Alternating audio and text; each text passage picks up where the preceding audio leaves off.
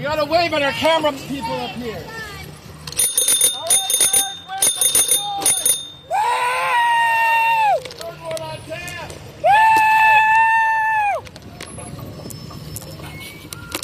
Woo! This is part 2.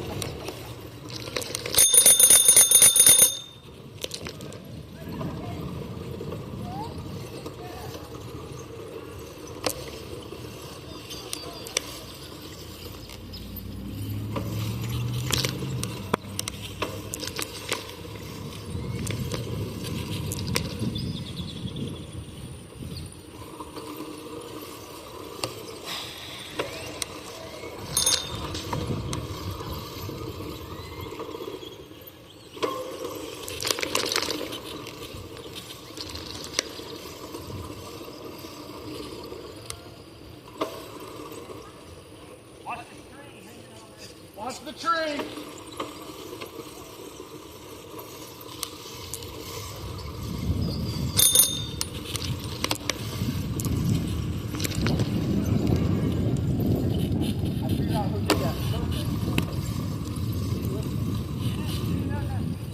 Well, not at first. Okay.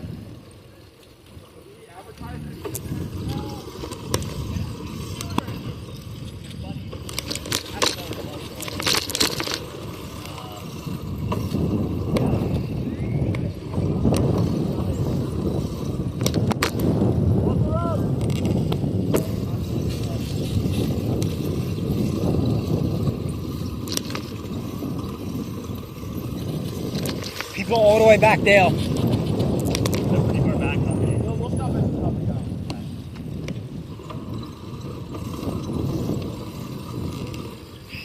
Just a reminder that it's part 2. This is part 2 of the ride. I think this is the last ride, I think.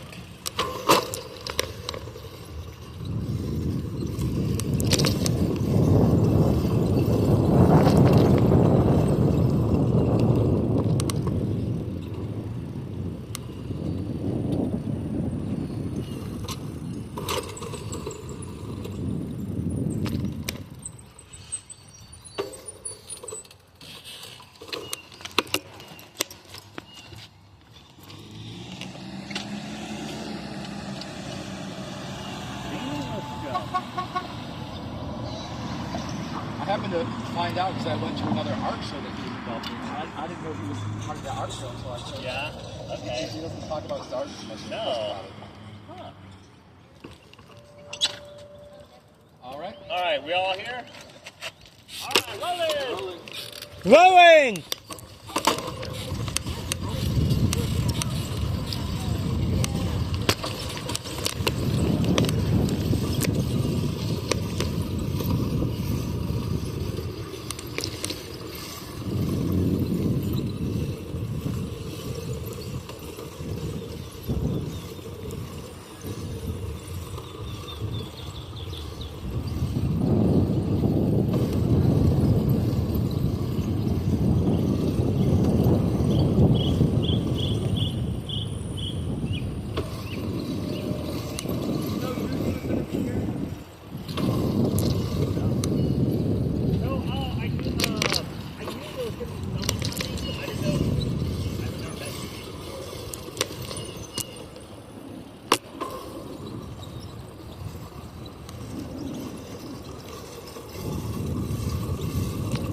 Make sure this last group gets through. Okay.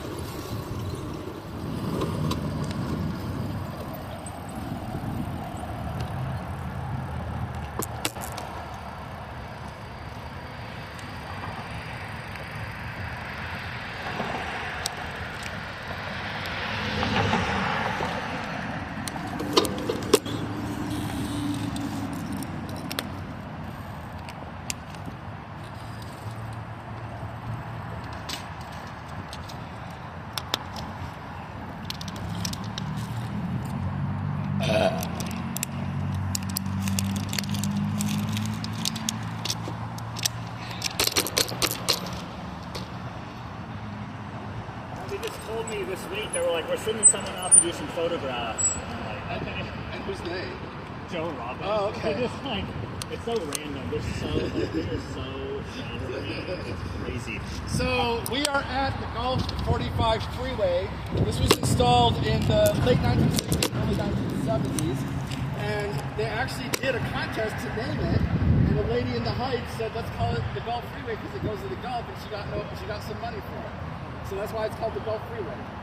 This is part of I-45, and so when you hear about the I-45 expansion, it's this highway, but not this section. The expansion is more of the part that goes to downtown. So we're trying to talk to TxDOT about what can we do to activate the area underneath the passing. At night, you can have shipping containers with like an open market. You can have lighting. These pillars can be painted murals. If you've ever been to the Atlantic Boulevard with the Brooklyn downtown, they activate all of the underpasses. They have pianos out there. They have pianos. Because it's a really cool spot because it's always shaded. You don't get rained on. You can have lighting, and also you can be as loud as you want. So you can have raves out here, nobody cares, because it's the highway. So it's a really cool place to do nightlife stuff.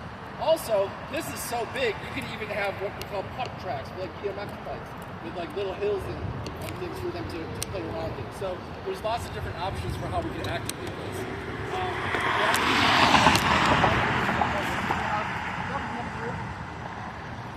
You have your own one? That guy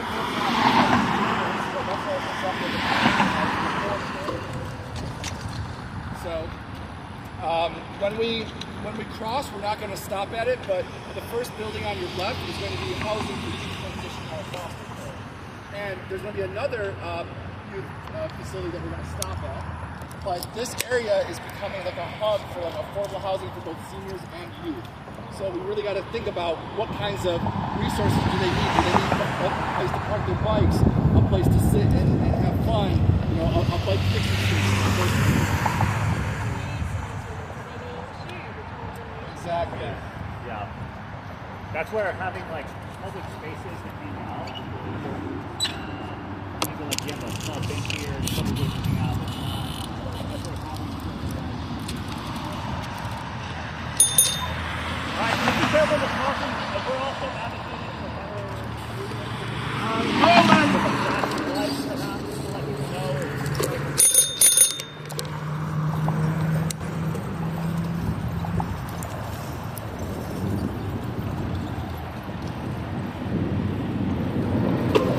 This area always busy, 24/7, even nighttime. Yeah. What, he said don't sleep or something like New York? Yeah. Yeah, there are certain parts of the city that are really vibrant throughout the evening. Yeah, like this area. Yeah. You know what elementary school this is called? No. Dodson. Ah. So I mentioned that the Harris County Youth Facility is on the left. That really still is affordable housing for all people, all ages.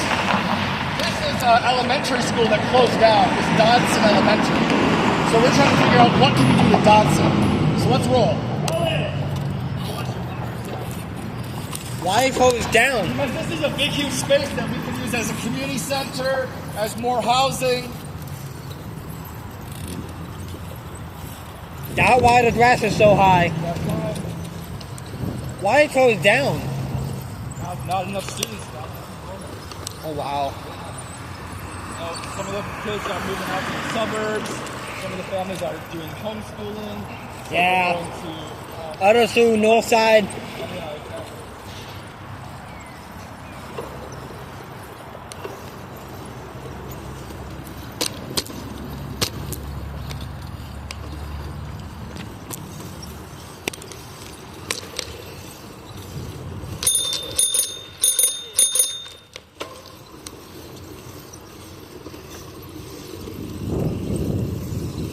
And this is my favorite milk right here. Yeah. Too bad they don't sell it in HEB. Probably still really good. Yeah. I know that can't happen.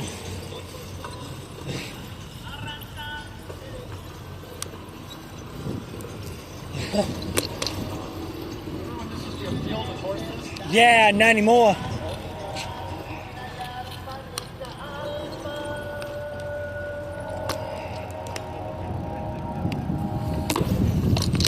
I was already on alert.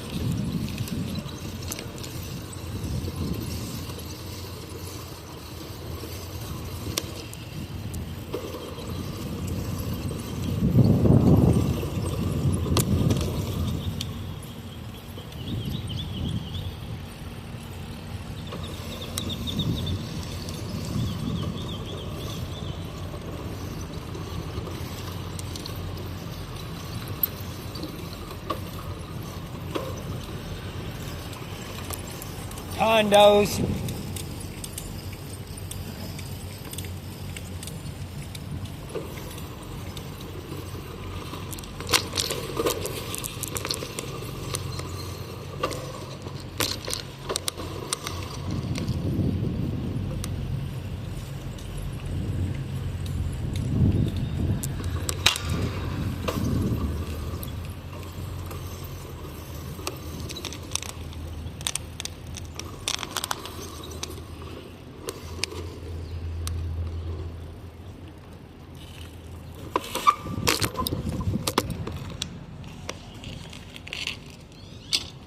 Gotta talk about how they're gonna close down Polk Street.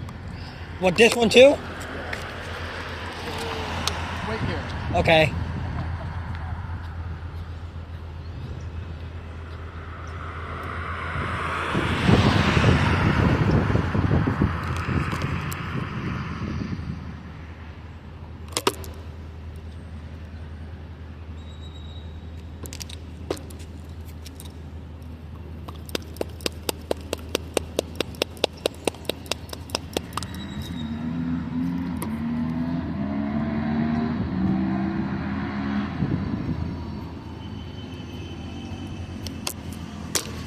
When they put to close this?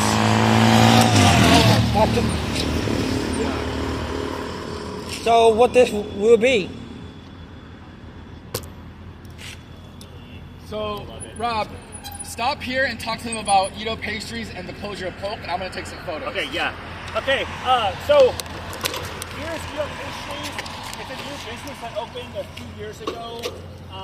It's really important for a lot of different reasons. One is that it's one of the few businesses that's on the trail. So if you're biking up and down the trail and you get thirsty, you want to maybe grab a bite to eat, there's very limited options. So Edo Pastries is really wonderful. They also don't have a parking lot, which a lot of people think you need to have a big parking lot for your business to succeed.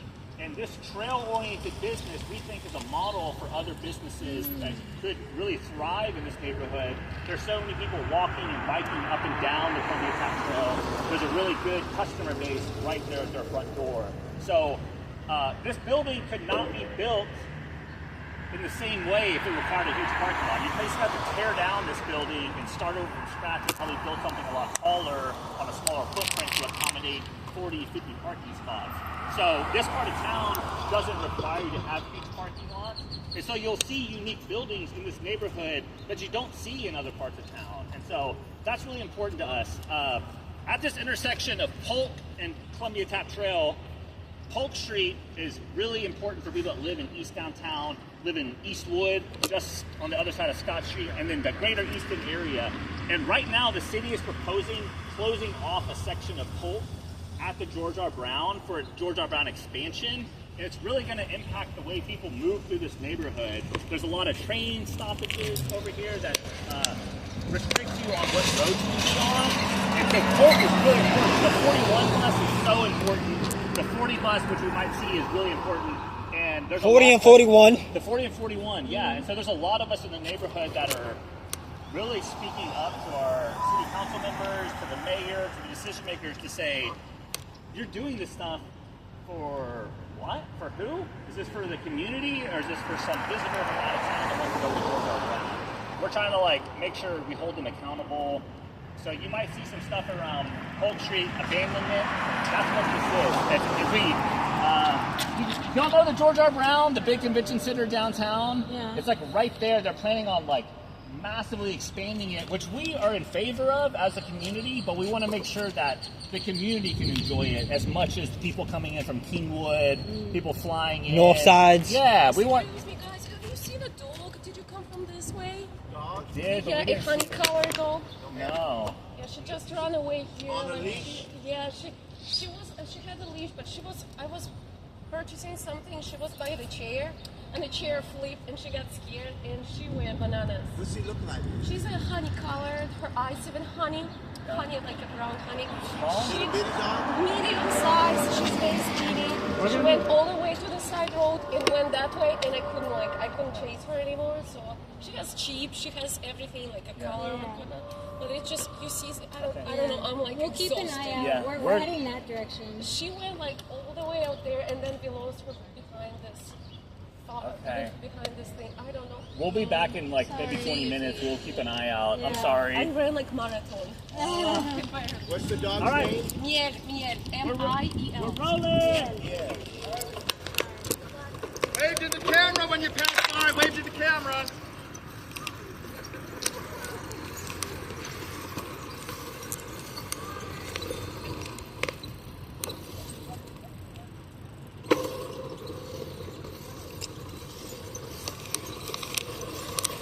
So they're supposed to abandon the whole poke right here?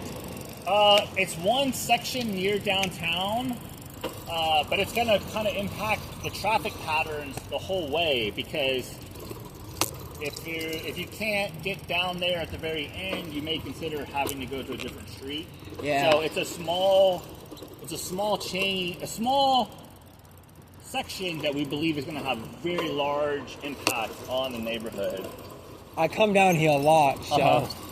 Do you use the 40 or 41 ever? yeah, once in a while, and most of that gets the rail. Okay, yeah. Fortunately, the rail will not be impacted. That's good. But people that use the bus to get to the rail line or vice versa, they will be impacted. And hopefully, I know Georgia Brown supposed to be connected to the Toyota. Am I happy about that? Am I happy about that? Yes.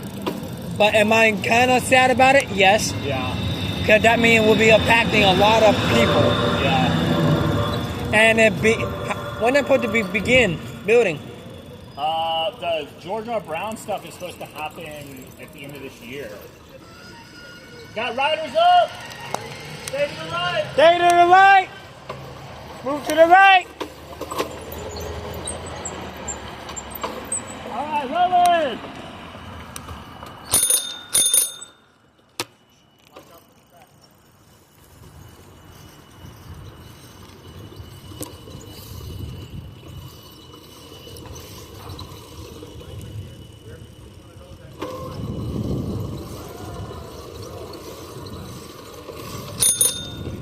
Off the rope!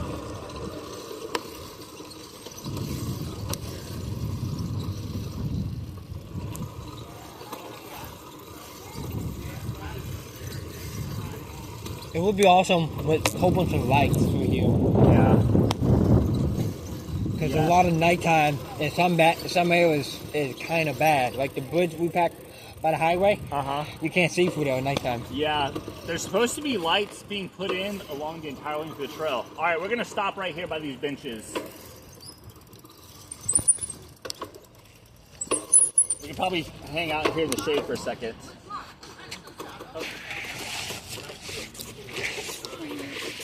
Not gonna lie, I'm very surprised. I didn't know you were gonna stop. All right, so that young man, Dakota, was a Rotarian. He passed away at the age of 26 from lung cancer. Rotarian? A Rotarian, so he was a volunteer with Rotary, which is a professional service volunteer organization. He passed away? He did, yes. But before he passed away, he started a nonprofit called Footprint App, where he was helping to track carbon footprint and how do you offset your carbon footprint by planting trees. And we actually planned a tree planting here with him, and he passed away during the planning process. So when we dedicated the park, we named it in his honor. So this is Dakota's Peace Grove, which is written on those yellow benches at the bottom there. Rider back. Rider back. And it was actually good timing because when we designed this park with him, we didn't realize realized that they were going to build Nice e-bike. Thank you. No problem. this is Sunrise Walk. It's another housing residential. Wow. Even if they have families and kids, they got apartments with them too. So it's great because we see them out here all the time making use of this park, there's shade, and even this area across, this triangle is owned by Metro because they might put a new Metro stop here one day. But in the meantime, the community has activated it as a dog park. So again, you can claim public space and use it for tactical urbanism, and then maybe one day the city comes in and does a real dog park. Yeah. I mean, we're big believers in figuring out what works with the community. Like, don't come in and make a huge investment that maybe the community didn't ask for, and you're just hoping that they'll appreciate it. Yeah, and maybe it sits there dormant, falls apart, and that convinces people there's no reason to be spending money in this neighborhood. So these sorts of more organic, like grassroots improvements, we think leads to long-term success. So yeah, this hopefully at a future Third Ward on Tap that y'all come to when we do a bike ride through here, we'll have a nice, lovely dog park and some shade over here. This area is really growing from like a residential standpoint. There used to be mostly warehouses and heavy industry, like this tire shop. That used to be the norm. Now they kind of stick out in a lot different way. And so the community wants nice places to hang out. And yeah, this is like one of the coolest parts of the trail. Y'all probably kind of feel like different sensations as you're biking up and down the trail. Like, it's really hot here. This is one of the areas that's been measured as being significantly cooler because of the tree canopy. As you see, as we ride down here, the north trailhead is not too far away from us. We have nice tree-lined path. There's so much activity along this section of the trail. People taking their kids out, their dogs out. It's a very welcoming environment. Most of the trail south of 45, there's no tree canopy, so it's kind of like, how quickly can I get from one tree to another? We want it to be welcoming every single foot. And so y'all might have seen some of the trees that were planted along the side of the trail. They're babies right now. 10, 20 years down the road, have a lovely tree canopy. That was due to Trees for Houston. Trees for Houston helped us plant trees at the AIDS Garden, and then Wilderness Houston helped us plant 500 along the rest of the trail. Yeah, so it's a really great. We planted about 600 altogether. Yeah, 600 trees. It makes a difference. So yeah. All right, we're not too far from the North Trailhead, so we'll go up there. Any questions? I do have a question. Yeah. With the tactical urbanism, is the intent that you're tactically, as a community, utilizing a space Someone coming. that you want to become urbanized for your benefit? Exactly. So it's public-owned space that's not utilized, or that might even be dangerous. And we're trying to show the city, there's ways that you can activate this or make it safer. And we do it initially ourselves as citizens in a low-cost, low-risk, temporary way. And then when we demonstrate that it works and that people enjoy it and that cars slow down or whatever the end goal is, then the city can take that and actually put the investment in to do it at a municipal grade, permanent level. So, what we did today at Elgin, where we set up that little pocket park, that's because we wanted to actually close down that median so that cars aren't doing U-turns in the bike path. And so we demonstrated today that we closed it down, cars can make a U-turn at the next intersection. No one's, it's not really inconveniencing people that much. So we can take that to the city and say, let's extend this median and make it permanent. Some people, before there were crosswalks, they painted their own crosswalks.